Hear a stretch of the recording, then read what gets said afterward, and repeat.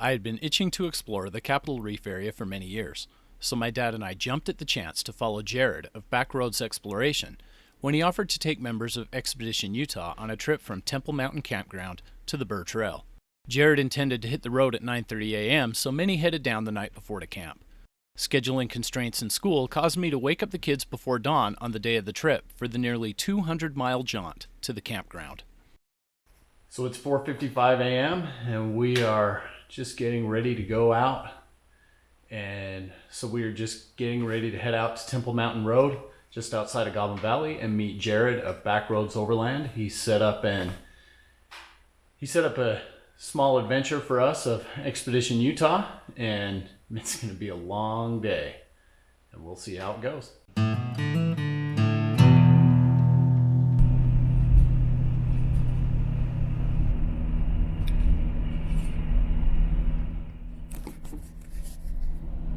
Well, I don't know how well that view will work, but this is sunrise in Richfield, Utah.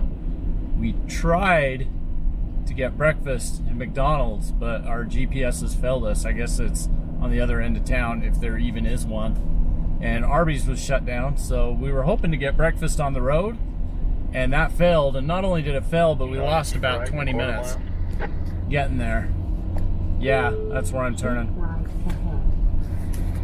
So we are getting out of our detour to Richfield, empty-handed and empty-stomached, and we are going to try to get to Hanksville to fill up and be at Temple Mountain Campground by 9:30. We're going to be pushing it now, and we were going to take that risk if we had food, but now we'll be pushing it without food, and that's kind of a bummer. With over 100 miles remaining to Hanksville, which was our final fuel stop before meeting with the group, we were running short on time. Not getting breakfast was a huge hit to our morale, to the point that my 7-year-old was questioning the wisdom of the entire endeavor, and if he had his way, he'd gladly trade it all to be back in his bed, even if it meant going to school. I don't know how well that'll turn up on the video, but sunrises in Utah are some of my favorite. Sunsets get all the publicity. I think that's because people are awake most of the time when the sun comes down. You got to be up early in Utah, especially this time of year, to catch the sunrises, and when you do, you are well rewarded.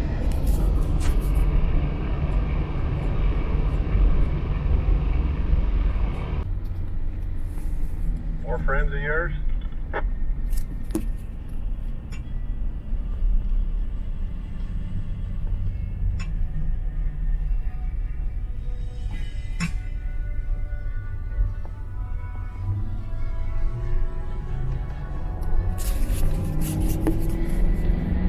You ask me what the worst thing I worry about on off-roading trips, and around here, especially where I live, honestly, it's the deer.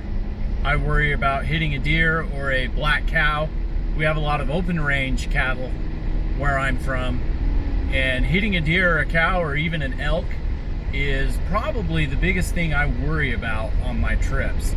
Because if you can kick your speed up to around 100 miles an hour, we can get there to get to Hanksville to quarter to 8.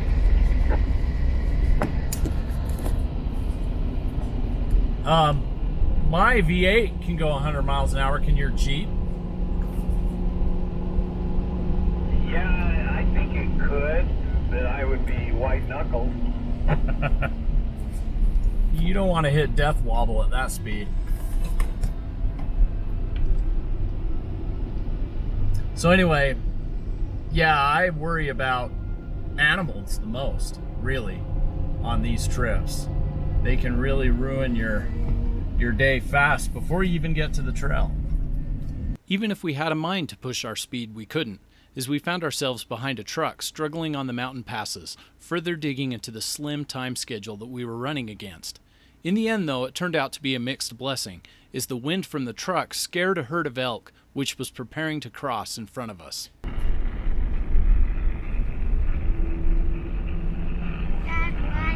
why did you say holy crap?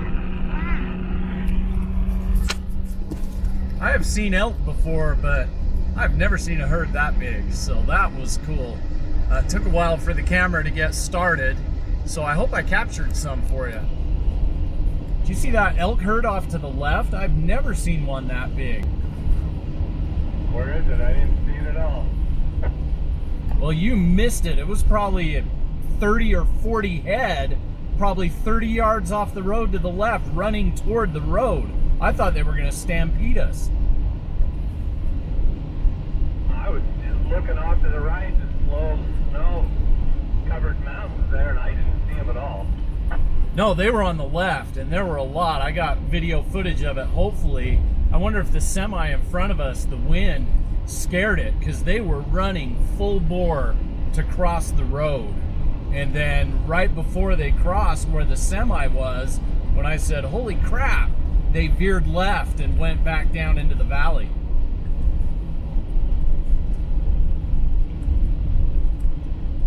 Dad, I saw that too.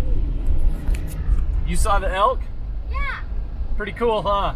Yeah. That was a lot, and we didn't want to hit them. After I tell these guys that the thing I'm worried about most is hitting deer and elk, well, there you have it.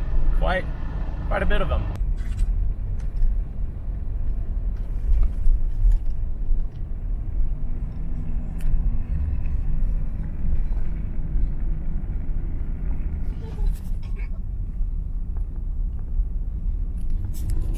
I love small town Utah. Lots of these cool little towns that would be fun to strike it rich and build a little home here. Those guys who are able to live here full time, they are very fortunate, in my opinion. I guess some people love to be close to a Walmart or a Costco or whatever, but man, I would love to just be lost out here in this beautiful country.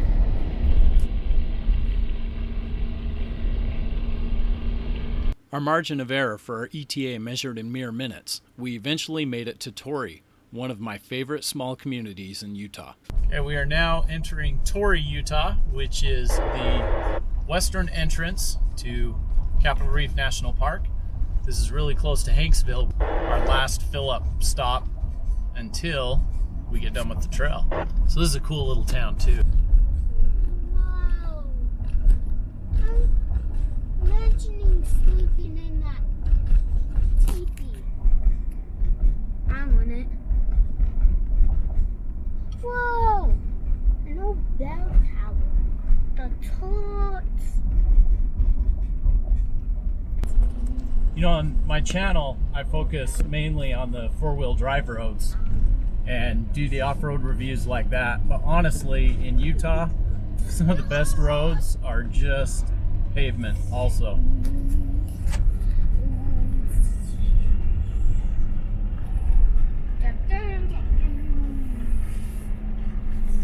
This is dropping into Capitol Reef. We got the sun on the wrong way, but this is inside Capitol Reef. Highway 24 goes right through it. You see the tall, snow-capped Henry Mountains out there to the east. Awesome. Really is awesome. I'm just afraid it won't show up very well on the camera. Right here in Hanksville, it's our last fuel-up stop.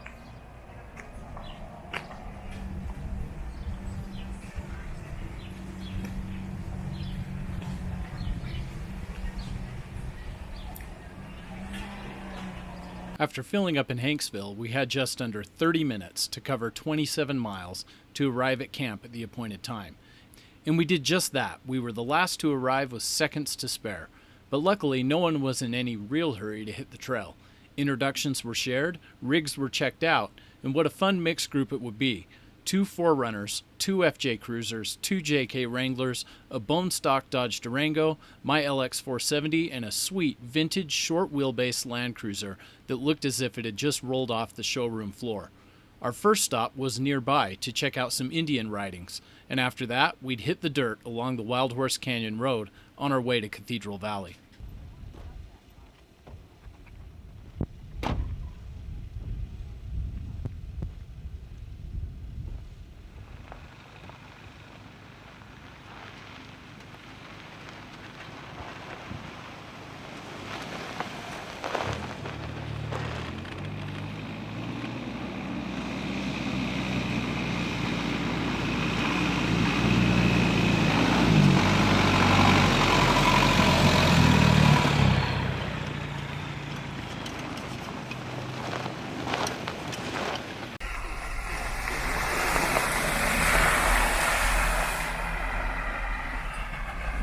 So far, the trail was fairly easy, but followed a beautiful wash on the way to Little Wild Horse, an area which features a family-friendly slot canyon. If you are new to my channel, please check out my short off-tracks trail reviews if you want a more concise technical overview of this and other trails. We just climbed out of a wash just outside of Temple Mountain, and like I said, Jared from Backroad Exploration is hosting this trail, so he's got priority on filming. I don't want to hold him up much, so we're going to do a lot of in-cab with the Osmo Pocket, and I'll jump out with any other camera we can. So that's why the footage is the way it is. But man, this is awesome. We got a great crew. The weather is perfect. And I mean, all the kids and everybody, you just would rather be in school, huh, Jack? No. No? You like it? Yeah. All right. Right on. I would rather be here than homework. You'd rather be here than homework? Yeah, we do math. And I even missed my spelling test. Oh, we better turn around and head you back home. Right? No. Okay. As long as the weather cooperates, early spring is the ideal time to explore the desert areas of the Utah backcountry, as you can see by the beautiful snow-capped peak of the Henrys watching over our progress. Speaking of weather, 10 days before the trip, the forecast was a high of 22 and a low of 10. By the time we departed, that had improved to highs in the 50s and lows in the 30s, which goes to show how fast the weather in the area can change. Despite being incredibly desolate, in fact, the Mars Desert Research Station is located not far from here. If you keep your eyes open, you will see signs of early pioneers and settlers who attempted to tame this harsh environment for cattle ranching and other endeavors. Shortly after traversing this Martian landscape, vegetation again began to appear, and it became time to cross Muddy Creek, where we would stop for lunch.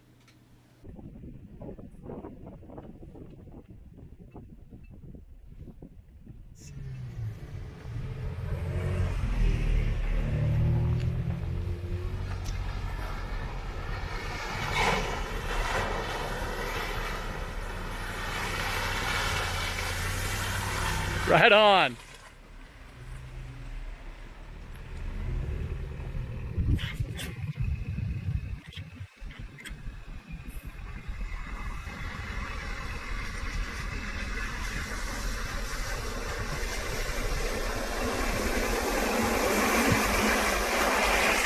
It's like the 80s.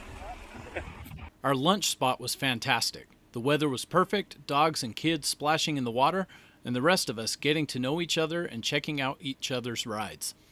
This was also a turning point for me in terms of filming. I seem to have forgotten my goal of making a vlog-style video and began filming more for my traditional trail reviews. So unfortunately, you'll be dealing more with voiceovers and less shots of me talking in the vehicle. Who knows? Maybe this will be an improvement. Needless to say, this was a great break, after which we headed off in the shadow of Factory Butte.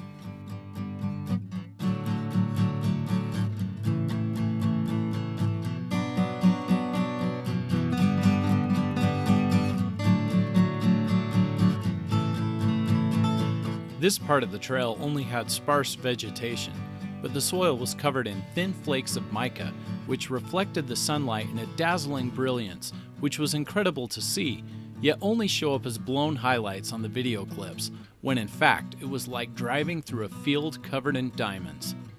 The Butte is an imposing monolith that appears to have coal seams running through it. I always assumed it was named as such because of potential coal mines. However, it was actually named for its shape, as early settlers thought the outline resembled the old Provo woolen mill.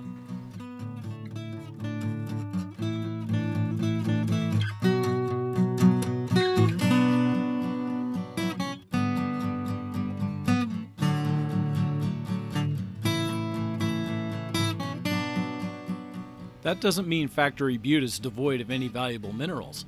We took a detour to an old open-pit coal mine. Tailings in the old active pit could clearly be seen. My oldest son even took a quick hike to an abandoned airstrip, the grades still faintly visible of the once vital supply line between the remote coal mine and civilization.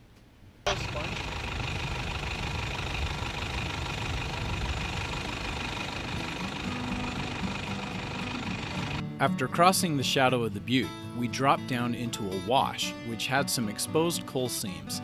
It also provided us with a small step, which was about the extent of any trail obstacles encountered for the day. You gonna guide him? Yeah, I can do that. Just a little bit. There you go. Just hair this way. Yep. Now turn into it. Just a hair. There you go. Yep, very good. This way. And you're going to come down slowly. You're okay. Yep. Yep. Keep coming. Then turn this way and turn out of it. You're done.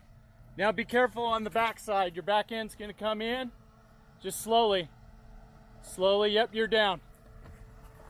Very good. The first inch. That's a skid plate anyway. Now watch me bottom out.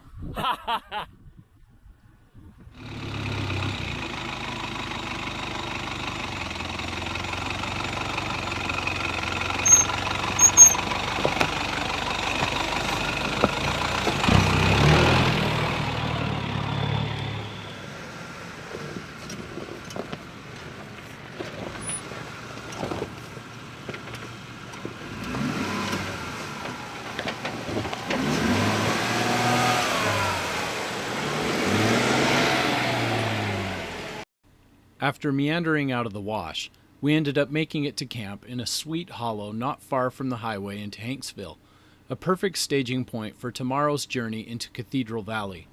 I got some footage of setting up the new spring bar, but I was so exhausted from the day's events that I forgot to grab more footage of camp. Again, a rookie mistake for this type of video. That said, we have some stunning scenery in store for us in the morning, so stay tuned for the next chapter.